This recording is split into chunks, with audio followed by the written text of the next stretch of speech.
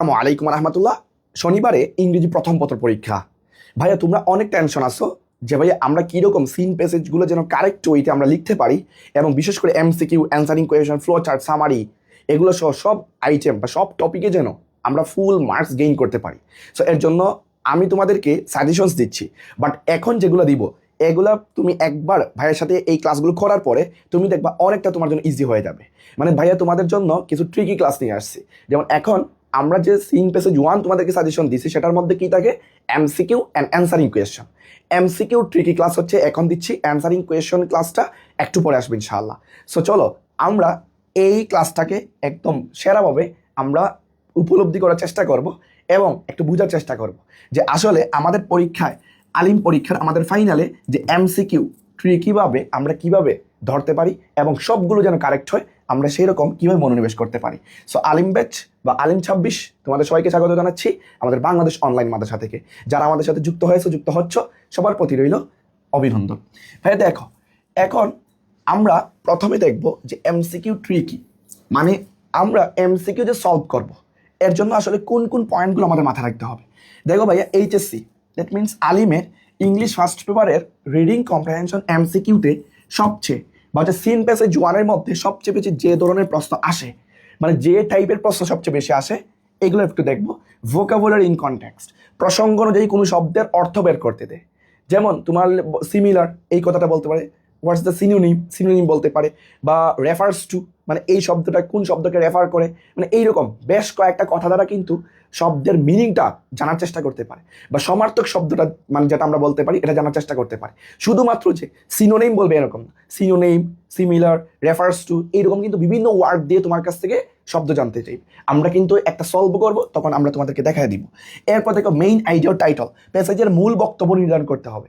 যেমন the famous Greek philosopher, ওকে, এখানের মধ্যে উনি কোথা থেকে আসছেন, মানে উনি কোথায়, গ্রিকে। সো এই গ্রিকটাতে আসছে, এটা মূল ইনফরমেশন, মানে একটা প্যাসেজ থেকে মূল আইডিয়াটাকা, মূল টপিকটা আমার এখানে লিখা, ওকে, লিখতে হয়। সো ওই পয়েন্টটা এখানে নির্দেশ করে। আচ্ছা, টাইটল মানে কোয়েশন, প্যাসেজের জন্য সবচেয়ে উপযুক্ত শিরোনাম নির্বাচন করতে হবে। মানে এখানের মধ্যে একটা লাইন বা একটা উক্তি দিয়ে যেতে পারে যে এই মানে এই অংশটা দ্বারা বা হচ্ছে এই ক্লোজ দ্বারা, এই ফ্রেজ দ্বারা আসলে কি বোঝাচ্ছে, মানে মূল কি কথাটা নির্দেশ করতেছে এটা বোঝানো হতে পারে। এরপর দেখো পার্টস অফ স্পিচ আইডেন্টিফিকেশন, মানে এইটা তোমাদের কম আসে, ওকে, আমি বলবো এই 4 নাম্বারটা তোমাদের কম আসে। সো এইটা নিয়ে টেনশন করার কারণ নেই। মানে মানে অনেক টাইমে মানে দেখা যায় যে এরকম প্রশ্নের মধ্যে আমরা পেয়েছি যে মানে এই শব্দটার ভার্ব কি, এই শব্দটার নাউন কি, মানে বিভিন্ন পার্টস অফ স্পিচ একটু উলট পালট করে দিতে পারে। সো এইটা নিয়ে ভয়ের কিছু নাই, এটা আসবে না। তো 1, 2, 3 এই 3টা পয়েন্ট সবচেয়ে বেশি তোমাদের জন্য জরুরি। এবং চলো আমরা একটা প্যাসেজ পড়বো, এই প্যাসেজ পড়ার মাধ্যমে ভাইয়া তোমাদেরকে একদম ক্লিয়ার করব যে আসলে এই যে প্রথম 3টা ট্রিক্স বললাম, এই 3টা ট্রিক্সকে কিভাবে কাজে লাগাতে পারি, কিভাবে তোমাদেরকে আমি যে বলছি যে তোমরা একটু রিডিং পড়লেই দেখো ভাইয়া কিভাবে সহজে তোমরা ধরতে পারো। সো চলো সেটাই আমরা প্রুভ করবো ইনশাআল্লাহ। সো এরপর প্রথমে দেখো ভাইয়া, এখানে একটা প্যাসেজ দেওয়া আছে, read the passage carefully and answer the question. মনে রাখবা, যখন একই লেটার, একই বর্ণ 2বার পাশাপাশি আসবে তখন দ্বিত্ব উচ্চারণ হয় না, মানে শব্দটা কেয়ারফুলি না, শব্দটা বলবো কেয়ারফুলি, ওকে, এইরকম আর কি। সো এরপর দেখো answer the question A M B, এটা হচ্ছে প্রশ্ন টাইটল বা প্রশ্নের হেডলাইন থাকে যে এ নাম্বার প্রশ্ন, বি নাম্বার প্রশ্ন। এ নাম্বার প্রশ্নে মূলত হচ্ছে তোমার এমসিকিউ থাকে, বি নাম্বার মিনস তোমার এ কিউ মিনস তোমার অ্যান্সারিং কোয়েশন থাকে। তো আসলে একটা প্যাসেজ তোমাদেরকে আমি এখানের মধ্যে উপস্থাপন করলাম যেন আসলে বুঝাতে পারি যে দেখো ভাইয়া তুমি প্যাসেজটা যদি একটু পড়ো, মানে আমি যে বলি তোমাদেরকে বারবার যে ভাই প্যাসেজটা পড়লে তোমার কিচ্ছু পড়ার দরকার নাই কেন, চলো আমরা একটু দেখি। The famous Greek philosopher Aristotle said, মানে গ্রিক দার্শনিক এরিস্টটল সেইড, তিনি বলছেন humans are by nature social animal, মানুষ স্বভাবগত, ওকে, মানুষ স্বভাবগত দিক থেকে সামাজিক জীব, মানুষ স্বভাবগত দিক থেকে সামাজিক জীব, সোশ্যাল। আচ্ছা, what he mint was that human beings.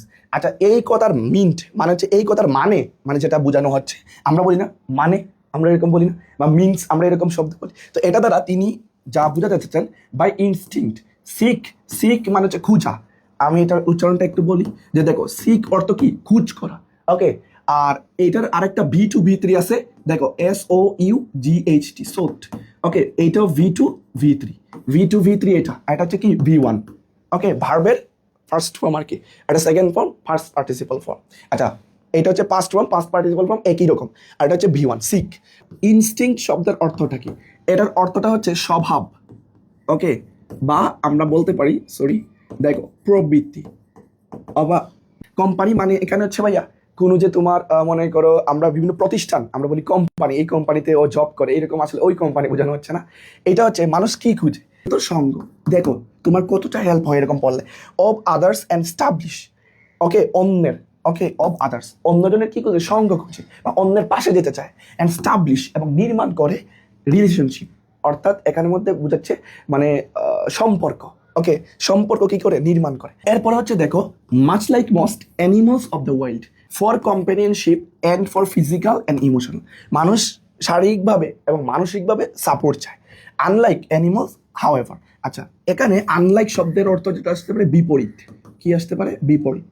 আচ্ছা হাউএভার যাই হোক, হিউম্যান রিলেশনশিপ গিভ মিনিং, এই যে মানুষের মধ্যে যে একটা সম্পর্ক, এই সম্পর্কের মিনিংটা কি, অফ দেয়ার এক্সিস্টেন্স, তাদের অস্তিত্ব ধরে রাখে, মানে অস্তিত্বের অর্থ দেয়। অ্যান্ড ইন্সপায়ার এবং তাদের ইন্সপায়ার করে দেম টু ডু ওয়েল, মানে অনেক ভালো করার জন্য, ইন এডুকেশন অর্থাৎ শিক্ষা খাতে, ইন ওয়ার্ক প্লেস তার কর্মস্থলে, ওর ইন আর প্রফেশন বা সে যেই কাজ করতেছে সেই প্রফেশনে তাকে কী করে মানসিক এবং শারীরিকভাবে তাকে কী করে মানে বিল্ড আপ করে। আচ্ছা relationship are of different kinds, আচ্ছা বিভিন্ন রকম হতে পারে। সাম আর ফ্যামিলিয়াল, ওকে মানে যেটা পারিবারিকভাবে ঘটতে পারে, অ্যান্ড ইন্টিমেট এবং অন্তরঙ্গ, যেমন হচ্ছে পারিবারিকভাবে অন্তরঙ্গ আমি বলতে পারি যেমন আমার মা বাবার সাথে, যেটা হচ্ছে ব্লাডের সাথে কানেকশন, যেটা আমরা বলতে পারি এক কথা। যেমন এখানে ইন্টিমেট মানে কি অন্তরঙ্গ, তো আমরা বলি না অন্তরের সম্পর্ক, আমার মার সাথে, আমার বোনের সাথে, আমার ভাইয়ের সাথে, ওকে রক্তের সম্পর্ক, যেটা পারিবারিক দিক থেকে। আচ্ছা ফর্ম বাই, যেটা গঠিত হয় ব্লাড মানে রক্তের সম্পর্ক যেটা, এবং অ্যান্ড এবং এটা আলাদা, বাই ম্যারিজ অর্থাৎ যেটা বৈবাহিক মানে বিবাহের মাধ্যমেও যেটা স্থাপন হয়। ওকে এরপর দেখো, some are social like the ones we have with friends and some are made in school. আচ্ছা আরও কিছু সম্পর্ক হয়ে থাকে সোশ্যাল সামাজিকভাবে, like the ones we have with friends, যা আমাদের যেমন সামাজিকভাবে আমরা আমাদের বন্ধুদের সাথে মেলামেশা করি। আচ্ছা and some are made in school, এবং অনেক মানে এর মধ্যে থেকে স্কুলের মধ্যে কি হয় রিলেশনশিপ বিল্ড আপ হয় এবং রিলেশনশিপ ক্রিয়েট হয়। আচ্ছা where we form close bonds, আচ্ছা এখানে আসতে পারে তোমার ক্লোজ বন্ড মানে কি, দেখো এই শব্দগুলো আসে, ক্লোজ বন্ড মানে একদম কাছাকাছি আসা, উইথ ক্লাসমেট, এবং আমরা বলি না একদম বেস্ট ফ্রেন্ড, আমি বলি না যে ও আর আমার চেয়ে আর বেস্ট ফ্রেন্ড না, একদম বেস্ট ফ্রেন্ড। সো এরকম আর কি, যা ক্লাসমেট অ্যান্ড টিচার্স তাদের সাথে সম্পর্ক তৈরি হয়। Relationship can also be fostered in workplace, এবং আরও কোথায় কোথায় হতে পারে বা formed by in workplace, okay কর্মস্থলে, which may quickly change from professional to social. আচ্ছা কর্মস্থলে একটা সম্পর্ক তৈরি হলেও পরবর্তীতে এটা কর্মস্থল থেকে আমরা সোশ্যাল মানে সামাজিকভাবে এই জিনিসটাকে নিয়ে যেতে পারি। সো এটাই এখানে বলতেছে। আচ্ছা there are relationship also between human beings and animal, এখন আরও কিছু সম্পর্ক আছে যেটা মানুষ এবং পশু পাখির মধ্যে, যেমন দেখবা অনেক বিড়াল পছন্দ করে, অনেক আছে বিড়াল সাথে মানে একটা ভালো ঘনিষ্ঠ বন্ধুত্ব যেটা আমরা বলতে পারি আর কি এরকম। ওকে তো দেখবা বন্ধুত্ব তো হয় না, মানে এটা একটা মিনিং প্রকাশ করতেছি তোমাদের সামনে।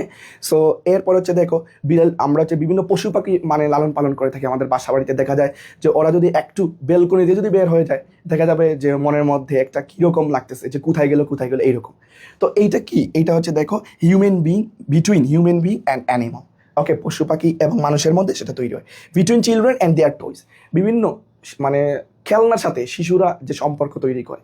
ওকে অনেকে দেখবা যে আম্মু আমাকে একটা গাড়ি দেন, আম্মু একটা হেলিকপ্টার কিনে দেন, ওকে ছোটো ছোটো খেলনাগুলো আছে টয়েস। ওকে বাজারে গেলে বাজারঘাটে গেলে ভাইয়াকে বলতেছে, বাবাকে বলতেছে, আম্মুকে বলতেছে এটা কিনে দিতে হবে। সো তারা এটা একটা খেলনার সাথে কি করে সম্পর্কটা সুন্দরভাবে গড়ে তোলে। সো এইরকম তোমরা কিন্তু একটু যদি মনোযোগ দিয়ে পড়ো তাহলে পুরো প্যাসেজটা কিন্তু এরকম বুঝবা। তার মানে দেখো তোমার এই যে পড়ছো এখন বলো, ওকে যেহেতু আমি শর্ট ভিডিওতে আমি তোমাদেরকে দিতে চাচ্ছি তাই আমি পুরো প্যাসেজটা পড়াই দিচ্ছি না, বাট এইটা মনে করো তুমি এইরকমই তো পড়তেছো, এইরকমই পড়বা। যদি মনে করো এখানে এসে এই অর্থটা বুঝতেছো না, ওকে সাথে সাথে তুমি এইকে জিজ্ঞেস করো, এতে তোমার ভোকাবুলারিটা ডেভেলপ হচ্ছে, পাশাপাশি তুমি তার মিনিংটা মানে বুঝতে পারতেছো। ওকে সো এর পাশাপাশি কি ভাইয়া তো মাত্র বলছিলাম প্রথম 4টা সিন প্যাসেজ পড়ার জন্য, সিন 1-এর জন্য, তাহলে ওইগুলো একটু দাগায় দাগায় পড়ো। এই এমসিকিউ অ্যান্সারিং কোয়েশ্চেন প্রথম সিনটা একটু ভালো করে পড়ো, দ্বিতীয় সিন তৃতীয় সিন এগুলা মনে করো হ্যাঁ আমরা খুঁটে খুঁটে পড়বো ঠিক আছে, বাট ওইগুলো কিছু ট্রিক্স আছে টেকনিক আছে দেখাই দিব, ইনশাল্লাহ আশা করি পারবা। বাট এই প্রথম সিনগুলো একটু মনোযোগ দিবা। এরপরে এখানের মধ্যে কিন্তু আমরা এই সিনটা আমরা পাইলাম। ওকে সিন পাওয়ার পরে এখানে এমসিকিউ দেখো এখন কিভাবে সুন্দর করে তোমাদের আসতে পারে।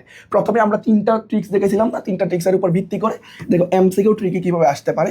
Choose the correct answer from the alternative, মানে এখানে বহুপদী যে কি দেওয়া আছে এমসিকিউ দেওয়া আছে, মাল্টিপল দেওয়া আছে, তোমরা এখান থেকে মানে বাছাই করে।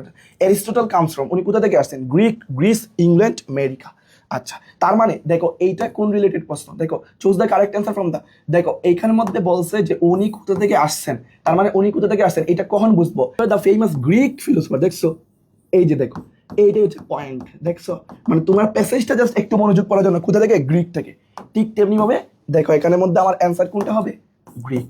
আবার এখন গ্রিস, ইংল্যান্ড, আমেরিকা আছে।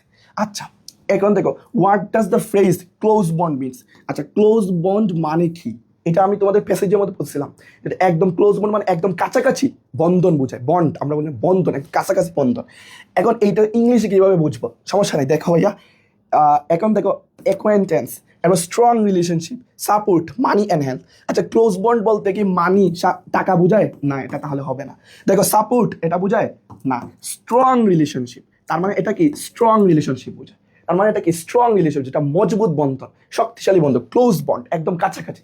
দেখছো এইরকম জাস্ট একটু অপশনগুলো পড়িও আল্লাহর ওয়াস্তে। কালকে অনেকে গিয়ে জিজ্ঞেস করে এই এ নাম্বার কি, এই 1 নাম্বার কি 2 নাম্বার, ভাইয়া ও যে লিখতেছে ওইটা কি সঠিক তুমি জানা আছে না, তার মানে তাহলে তুমি কেন ওর কাছ থেকে দেখে লিখেছো, তুমি একটু দেখো, তুমি অটোমেটিকলি এখানের মধ্যে বুঝতেই পারতেছো। এত কঠিন শব্দ দিবে না যেটা তুমি জানো, জীবনও নাই জানো না, বুঝছো। এরপর দেখো is a must to build relationship, মানে মানে এখানে মানে কোন জিনিসটা সবচেয়ে বেশি প্রয়োজন হয় মানে রিলেশনশিপ বিল্ড করার জন্য বা হচ্ছে মানে এটা ক্রিয়েট করার জন্য, সেটা হচ্ছে দেখো মানি, জীবনেও না, টাকার মাধ্যমে কি রিলেশন হয় না, কাইন্ডনেস না, এটা দয়ার মাধ্যমে, জেলাস হবে না, আমার ট্রাস্ট মানে কি বিশ্বাসের মাধ্যমে। দেখছো একদম ইজি না, এইরকম জাস্ট একটু মনোযোগ দিয়ে পড়ো। এরপর দেখো ফ্যামিলিয়ার অ্যান্ড ইন্টিমেট, আচ্ছা ফ্যামিলিয়ার মানে পারিবারিক, অ্যান্ড ইন্টিমেট অন্তরঙ্গ মানে যে অন্তরের সম্পর্কে যেটা ব্লাডের দিক থেকে তৈরি হয়, রিলেশনশিপ আর ফর্মড বাই, এই যে দেখো ইন্টিমেট অন্তরঙ্গ এবং পারিবারিক, তার মানে তোমার যখন শব্দগুলোর অর্থ জানছো, তার মানে পারিবারিক অন্তরঙ্গ সম্পর্ক তৈরি কোথায় হয়, ব্লাডের মাধ্যমে। তার মানে কি নলেজ না, ট্রাস্ট না, ওয়েলথ না, ব্লাড। অনেকে দিয়ে দিবে দেখবা ট্রাস্ট না, ব্লাডের মাধ্যমে। কারণ কি এটা তো বলতেছে ভাইয়া যে পারিবারিক বন্ধন বা মা বাবার সাথে যে অন্তরঙ্গ যে আমাদের যে সম্পর্ক, এটা কিসের মাধ্যমে, রক্তের সম্পর্ক, ঠিক না।